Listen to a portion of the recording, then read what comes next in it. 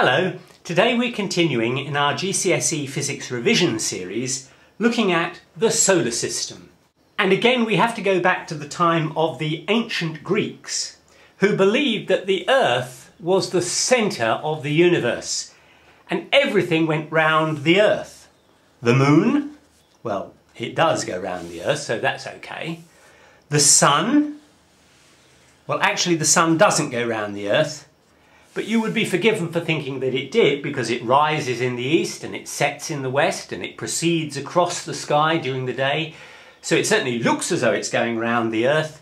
And the stars, they look as though they go round. If you look at the stars during the course of the night, they seem to go round across the sky.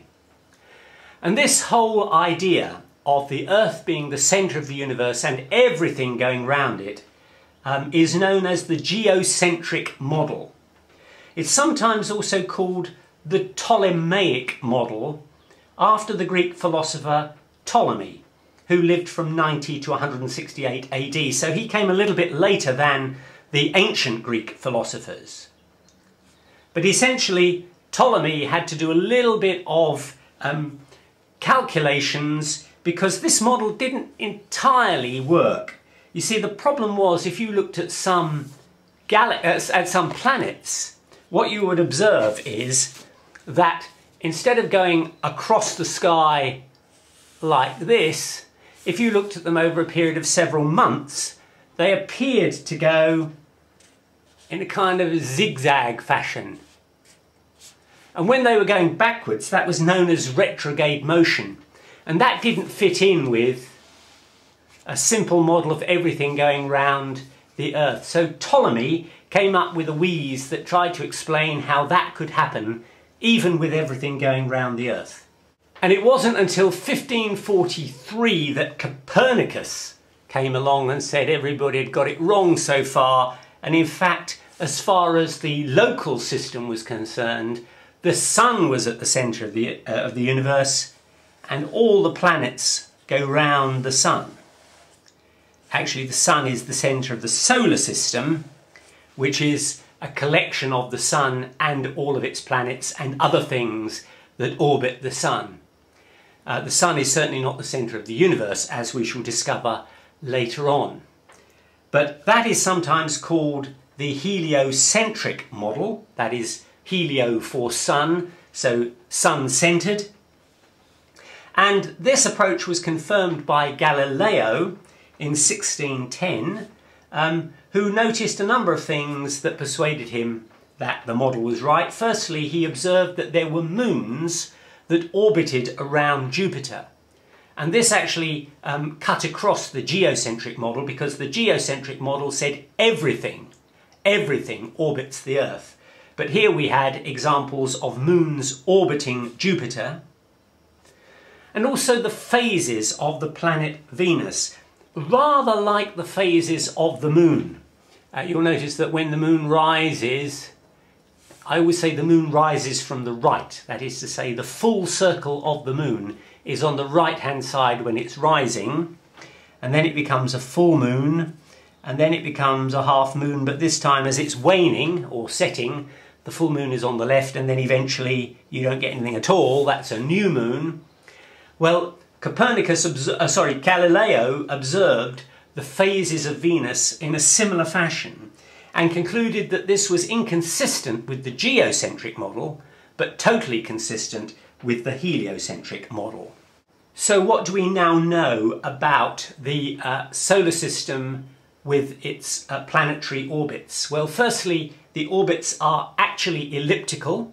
They are nearly circles, and for most practical problems at this level you regard them as circles. An ellipse is effectively a squashed circle.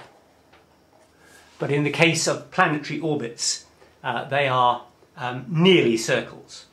The planets all orbit in the same plane, so if this is the Sun, what you find is that the planetary orbits are, as it were, all in the same dimension. Nothing orbits like that. It all orbits in the same plane. Some of the planets have their own independent moons, And finally, the reason you see them in the sky is not because they emit light, but rather they reflect sunlight. And you compare that with stars, which of course emit their own light for the reasons that we've already seen. Some of you will need to learn the order of the planets. The order of the planets from the Sun is Mercury, Venus, Earth, Mars, Jupiter, Saturn, Uranus and Neptune. In my day, we would have added Pluto, but in their infinite wisdom, scientists have decided to relegate Pluto to a subplanet because it is argued there are many other bodies of Pluto's size that ought to be included if Pluto is going to get an inclusion. So in my day, there were 9 planets to learn. You only have to learn 8: Mercury, Venus, Earth, Mars, Jupiter, Saturn, Uranus and Neptune. And there are mnemonics, ways of learning those, but frankly I think the easiest way to learn them is just to learn the names of the planets. You also need to remember that in the middle of this lot, between Mars and Jupiter, are the asteroids. And the asteroids are, as we shall see, a group of rocks that orbit between the orbits of Mars and Jupiter.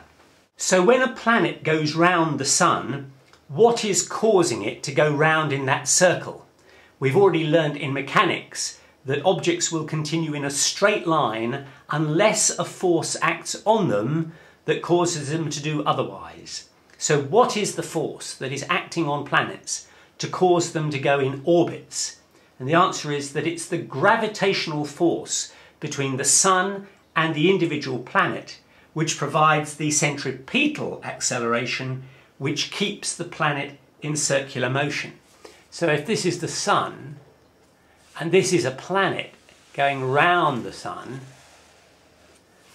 ordinarily you would expect that the planet, if it's travelling with a velocity v, would continue to travel in that direction. But what happens is that the gravity, the gravitational attraction between the Sun and the planet, let's give the planet a size, that pulls it towards the Sun. So now the planet is going like this. But gravity pulls it again towards the Sun. So now the planet is going like this. And gravity pulls it again towards the Sun. So now the planet is going like this. And what it's effectively doing is that gravity is constantly pulling the planet towards the Sun, but in such a way that instead of falling into the Sun, it just falls into a circle. Or, as we've said, an ellipse. Now, you do not need to know the formula that describes that gravitational attraction, but I'm going to tell you anyway, because then it's easier to understand what's going on. That gravitational force is equal to a constant, which is called g, it's actually called the gravitational constant, times the mass of the Sun, times the mass of the planet, divided by r squared, where r is the distance between the Sun and the planet, strictly the distance between the centre of the Sun and the centre of the planet. And we shall see that the gravitational force between any two objects is always equal to this constant g times the mass of one object times the mass of another object divided by the distance between them squared. So let's look at some of the things that we find in the solar system. Remember, the solar system is the Sun and all the things that are associated with the Sun and the Sun's system. First of all, asteroids. These were the rocks that orbit between the orbits of Mars and Jupiter. What are they? Well, they are rocks. Possibly this is a smashed up planet. Possibly because it's so close to the orbit of Jupiter, and Jupiter is the largest of all the planets. It may be that Jupiter's gravity caused the planet that would have formed in the very early days to be pulled apart. Whilst it was still molten, before it had fully formed, it was pulled apart into rocks. Maybe. Those rocks can be up to 1,000 kilometres in diameter, so they can be pretty big.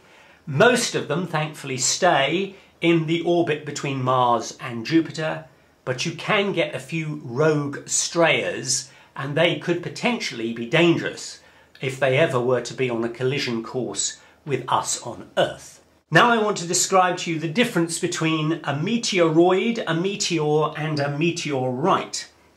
Here is the Earth. And out in space there's a small rock. It's smaller than an asteroid, and that's called a meteoroid. So meteoroid is just small rock in space, smaller than an asteroid. This is the Earth's atmosphere. This is the Earth. If that meteoroid enters the Earth's atmosphere, it becomes a meteor. And we see it as a shooting star, because as it enters the Earth's atmosphere, it encounters frictional resistance, and that heats it up, and it gets so hot that it burns, and we see that as a burning object. Now, most of these things might be little more than a grain of sand. So they enter the Earth's atmosphere, they burn up, we see them as shooting stars shooting across the sky, and they become just dust and ash, completely harmless. But occasionally a meteoroid is so big that it enters the Earth's atmosphere as a meteor, and it will of course start to burn up because it will encounter friction, but it may actually land on the Earth. And if it lands on the Earth, it lands as a meteorite. So the meteoroid is in space, the meteor enters the Earth's atmosphere, the meteorite is what lands, if it lands, on the Earth. Now, as I say, most meteors, or most meteoroids, which become meteors, are very small, they burn up in the atmosphere, and they are therefore entirely harmless. But every now and again, a meteoroid that's large enough will go through the atmosphere and land on the Earth. And thankfully, rarely, but it can happen, you can have a meteoroid which is so big that it lands on Earth and causes extensive damage. And it is thought that 65 million years ago, it may be that some kind of meteoroid, or possibly an asteroid, or possibly even a comet, landed on the Earth and caused such devastation that it threw up huge dust clouds, and the dust clouds went all the way around the Earth's atmosphere and effectively blocked out all the sunlight. And therefore life on Earth would have struggled considerably to live in that hostile environment where there was no sunlight and an extremely dusty atmosphere. And it is thought that may be the explanation for what wiped out the dinosaurs. Next we move on to comets. Comets orbit the Sun, but not in the same way that planets do. Quite often they're not in the same plane. So if this is the plane of the planets going around the Sun in their elliptical orbits, then a comet may come from a completely different direction, but it will be an extremely elliptical orbit. So typically a comet will come in like this and then go off, and its orbit is a very squashed egg. Comets are made of dust and rock and ice. When they are at the furthest point from the Sun, that's way over to the left of this diagram, they are extremely cold, and therefore all the ice is completely frozen. But as they approach the Sun, they're obviously going to get hotter and hotter until some of the ice begins to melt.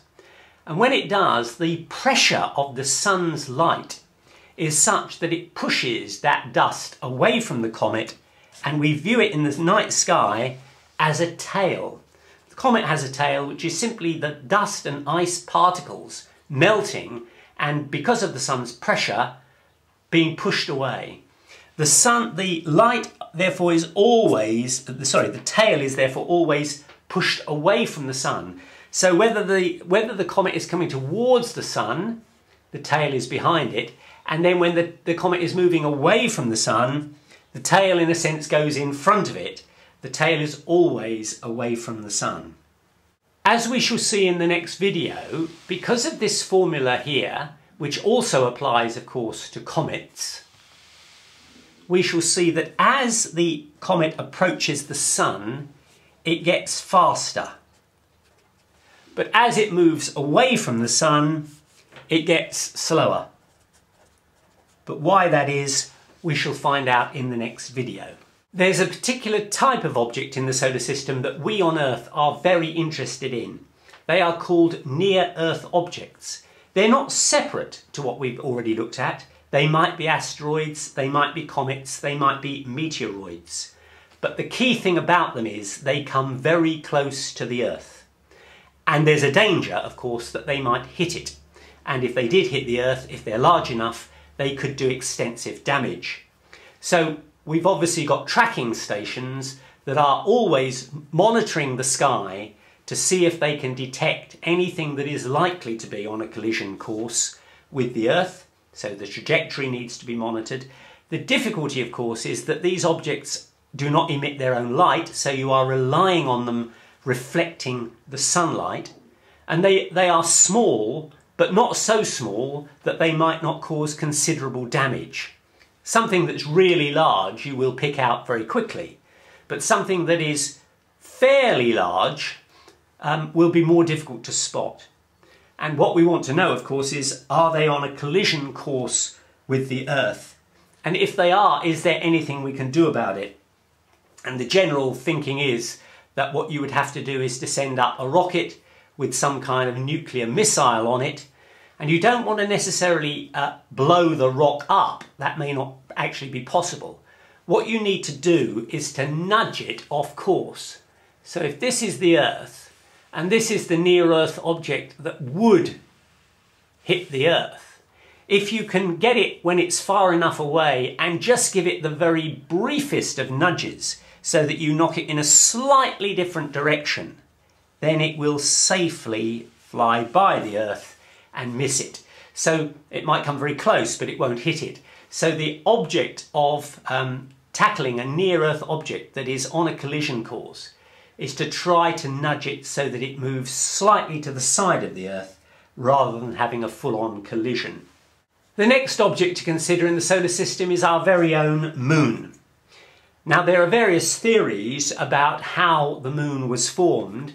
One of them is that when the Earth itself was being formed, so it was still in a fairly hot and molten state, another planet, maybe the size of Mars, of that order, collided with the Earth, and the consequence was that the heavier elements of the Earth and this additional planet all coalesced to form what is now the Earth, and the lighter elements all kind of coalesced to form what is now the moon. The evidence for this theory is that the moon itself has a much lower density than the Earth. There's no large iron core at the centre of the moon. There's nothing on the moon which evaporates at low temperatures, suggesting that when it was formed, anything that did evaporate would have done so, and therefore there's nothing that is left to evaporate now. How do we go about exploring the solar system? Well, we have to think about the size of the solar system. If that's the Sun and this is the Earth, it takes 8 minutes for light to travel from the Sun to the Earth, and we haven't got any rockets that travel at the speed of light. And if you think about the outer reaches of the solar system, it would take light about 3 hours to cross the entire diameter of the solar system. That's light. So a rocket that's travelling at very much less than the speed of light will take very much longer. So what are the options for exploring the solar system? Well, firstly, there's manned spacecraft. The issues associated with that are, however, that even if you were to do a round trip to Mars, which is the next planet, you're probably looking at least a 2-year journey, and that's just to the next planet. It can't just be a one-way journey, you've got to bring people back, although I have noticed that there are advertisements for anyone who wishes to go on a one-way only journey to Mars to set up a colony. This is obviously some time in the future, but the whole point about it is you have to recognise that they'll never bring you back. So it's like emigrating, but emigrating to a very long way. But generally speaking, if you send manned spacecrafts into space, you need to plan to bring them back. So you've got to provide enough fuel, enough food, enough water and enough oxygen for the complete trip. You've got to regulate the temperature because out in outer space the temperature is extremely low, 3 Kelvin. We don't use the word degrees. You've got to make sure that you can remove all the waste products from humans, the waste gases. You've got to protect them from radiation because there's no Earth's atmosphere to do that. And you've got to think about the physical and the psychological effect on humans who are effectively confined in a small space for 2 years. The alternative, of course, is unmanned spacecraft. Here you don't need to worry about bringing them back, so it's a one-way trip. Instead of having humans, you use instruments and robots, but you do need to send the data that you collect back to Earth. That's usually sent over radio waves, so clearly you're going to have a very strong transmitter if you're going to send radio waves that might take 3 hours to get back to Earth. The kind of missions for unmanned spacecraft are flybys, where you simply fly by, say, a planet or a comet or an asteroid, taking pictures, measuring certain parameters and sending that information back. Or you can try an atmospheric entry where you don't necessarily attempt to land, you simply fly through the atmosphere of the planet, where obviously you can gather a lot more data. Or in some cases you can actually try and land on the planet and then get robots to do some exploration. The difference is, of course, is that with an unmanned spacecraft you've got no human needs to meet, but then you've got nobody there to do the repairs or the maintenance, so it all has to be done remotely. And the problem with remote control is that every time you send a signal to do something, it might take an hour or more for that signal to get to the spacecraft in order for something to happen. So you cannot ever do live remote control. You can't control the spacecraft by remote control, because the time it takes the signals to get there and then the signal to get back to you to tell you what's happened is too long.